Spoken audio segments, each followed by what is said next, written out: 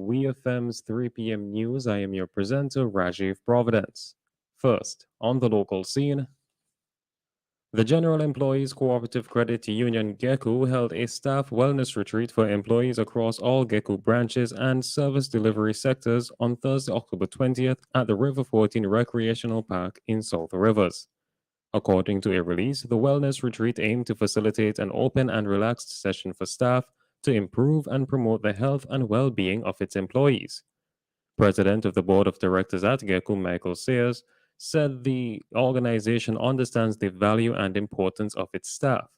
He said the wellness of staff is important to the board and management and reminded the employees that wellness is not just the environment created for them, but also a state of mind. Rohan Stowe, Chief Executive Officer at GECU, said the event is a modest and pioneering event and will be an annual activity. Stowe said hiring and recruiting staff is an expensive process, hence ensuring staff wellness should be a priority. The government of St. Vincent and the Grenadines is piloting its point-of-sale payment system for a number of its services. Commencing today, October 25th, 2022, citizens will be able to pay for services utilizing credit and debit cards at Customs and Excise, Inland Revenue Department, and the Commerce and Intellectual Property Office, SIPO. To benefit from this enhanced payment service, citizens are always required to have a valid form of identification. The government of St. Vincent and the Grenadines is currently implementing the World Bank-funded Caribbean Digital Transformation Project and has identified the development of citizen-facing digital government services as a key priority. Additionally, the government will soon be launching its interim e-payment platform GovPay, which can be used to pay for a number of services online. The piloting and rollout of these services form part of the government's digital transformation thrust aimed at improving the user experience for citizens accessing public services and improve the efficiency of internal government operations. Still on the local scene, a cargo ship carrying nearly 20,000 barrels of diesel arrived here in St. Vincent and the Grenadines.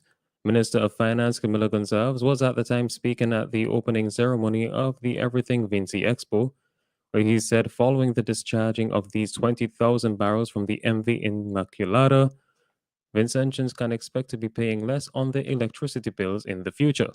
We hear more from Minister Gonçalves.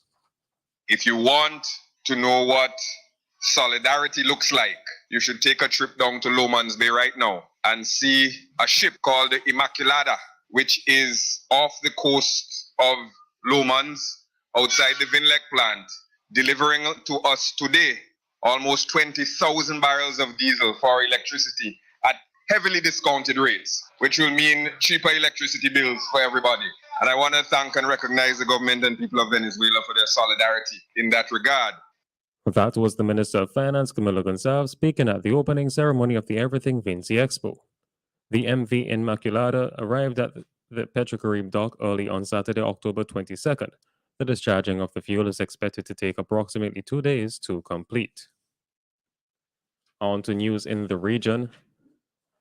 St. Michael Northwest Member of Parliament Neil Rowe has pleaded not guilty to rape. The accused appeared in Barbados' Austin's Magistrates Court before 9:30 a.m. on Monday, October 24th, 2022.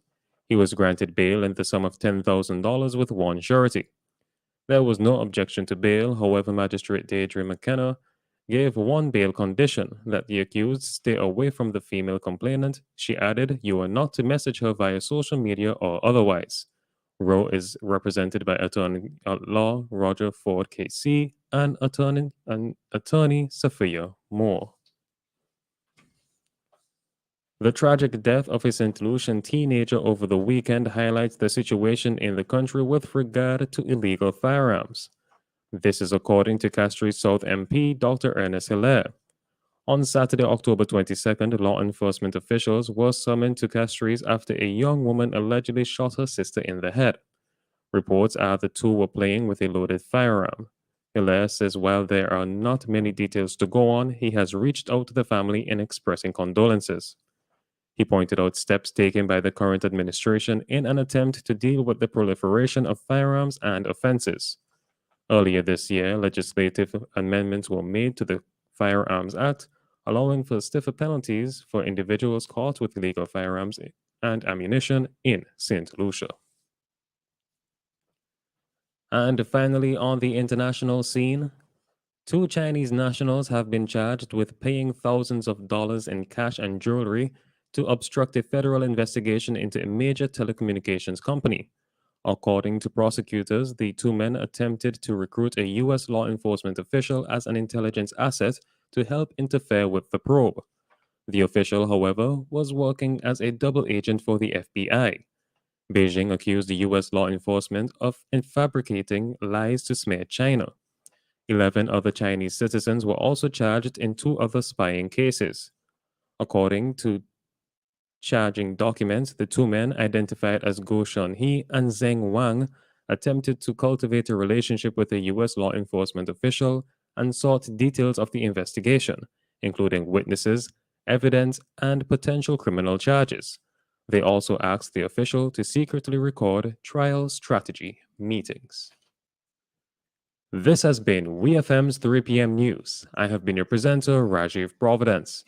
Join us again at 5:30 for WEFM's evening news, and we thank you for listening.